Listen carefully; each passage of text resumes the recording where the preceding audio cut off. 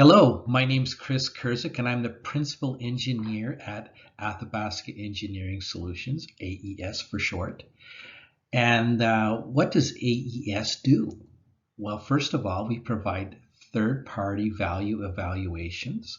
We provide training and certification. We provide equipment re-rating.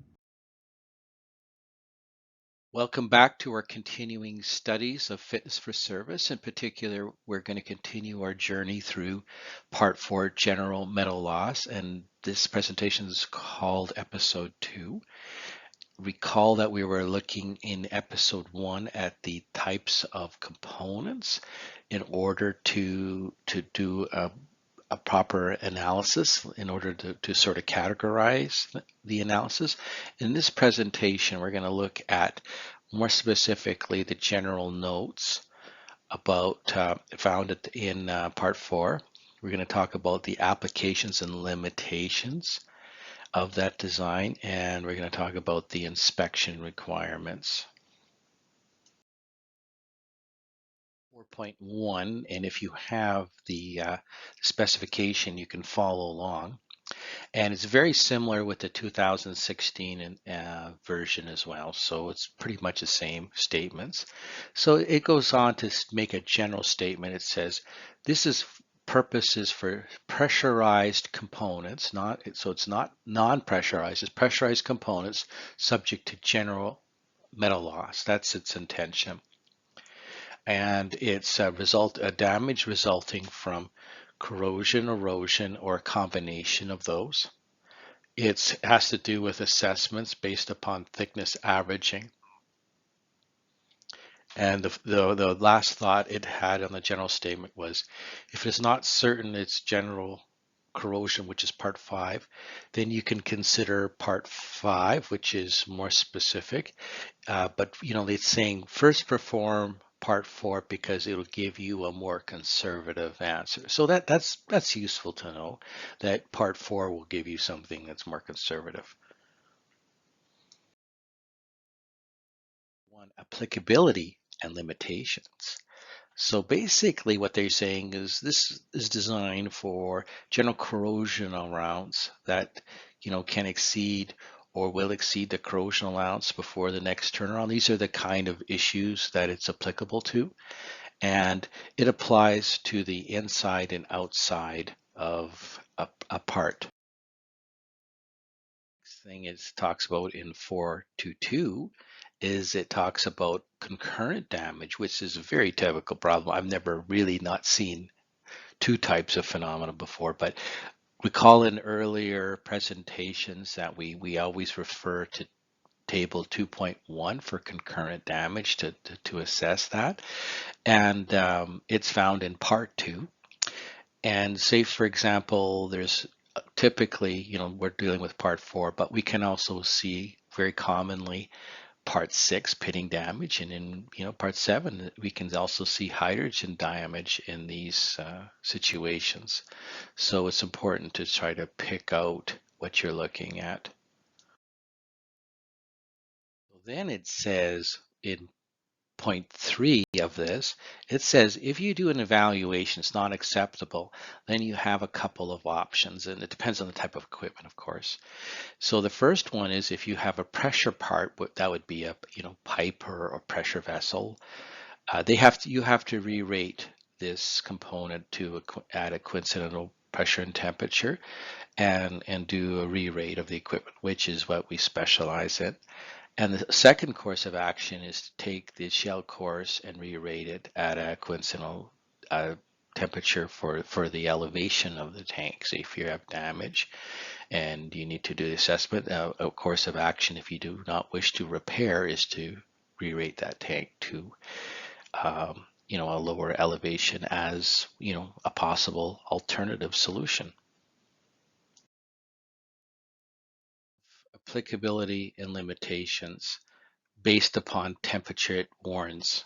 And a big thing is looking at if you have temperatures that are operating too high, then you need to go to part 10 and have a look at that as well, because the rules will not apply if you have these high temperatures.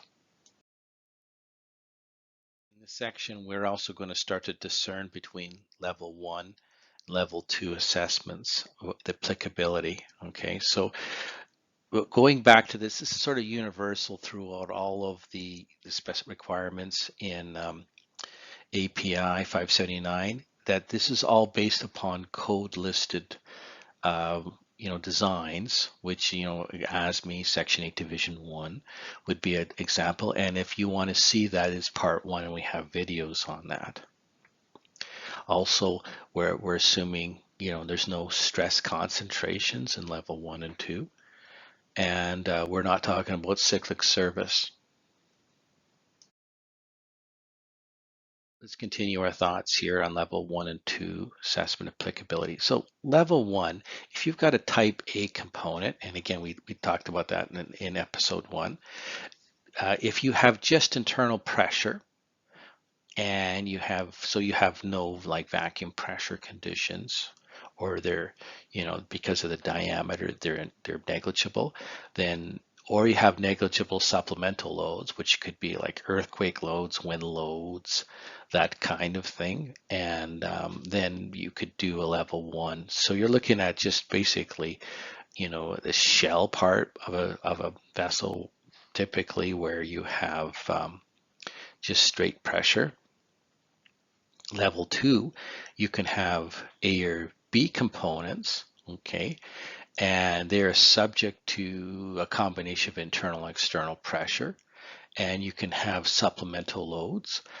Internal and external pressure, the most common example would be heat exchanger tubes. For example, sometimes we have an internal pressure, and then there are cases where we have a vacuum conditions, such as tubes inside a tube for a steam line, and so that would require a level 2 assessment. So we would do a level 3 assessment, the most intensive evaluation, if, for example, level 1 and 2 doesn't apply. Level A or B or C components are a combination of internal and external pressure supplemental loads. And if we have designs based upon proof testing, for example, the most common one would be, piping tees, reducers produced to B169. I remember years ago when we worked in forging, this was a common way of proving a design would be by proof testing. So therefore, there's really no applicable codes available. So then you have to go by this route. The last thought is if we have cyclic fatigue service, and that would be definitely a level 3. Data requirements, so important to get the right data to do the proper assessment. So we need the original design data, and there's in part 2, there's a lot of information there about the kinds of things that we require, and we have a couple videos on that, I believe, and have a look at those. And basically we need this maintenance and operating history, and that's part of that assessment that we always have to do to figure out where we were, what kind of deviations had happened. And if we don't do this properly and it's not taken seriously, then the assessment is not worth this, doesn't have the value that we need to have. The required data measurements, we need those to follow the FFS assessment, so inspection needs to be quite aware of the types of measurements required for a Part 4 assessment. 4.3 data requirements. Okay, so required data measurements for FFS assessment. So let's take a look. So thickness profiles are required. So we need data to determine the thickness profiles. So we need, there's a few ways. There's the point thickness readings where there's no significant thickness differences. That's the first technique. And then the second one is called thickness profiles, representing the changes. And so sometimes you do a combination of both those.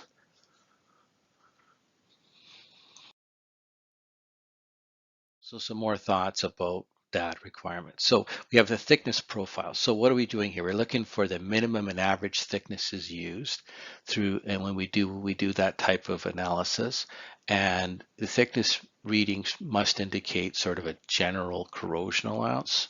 So this means that, if we do find that there are significant variations, then really we should go to part 5, which is, the local losses, not the general losses. But more about the point thickness readings, the second type. So we need to get visual inspection, VI, RT, radiography, or other NDE methods to really get these type of analysis done. The first method is that was the sort of the granddaddy of the ways of inspection. This one here is a little bit more statistical. So we need to have greater than 15 thickness readings, and that has to do with statistics. And there's a table 4.2 to refer to the requirements. And then we basically use a coefficient of variation. It's very statistical again. And if we're greater than 10%, then we need to look at the thickness profile technique. What's really nice about API 579 is they got like a cookbook of different types of options.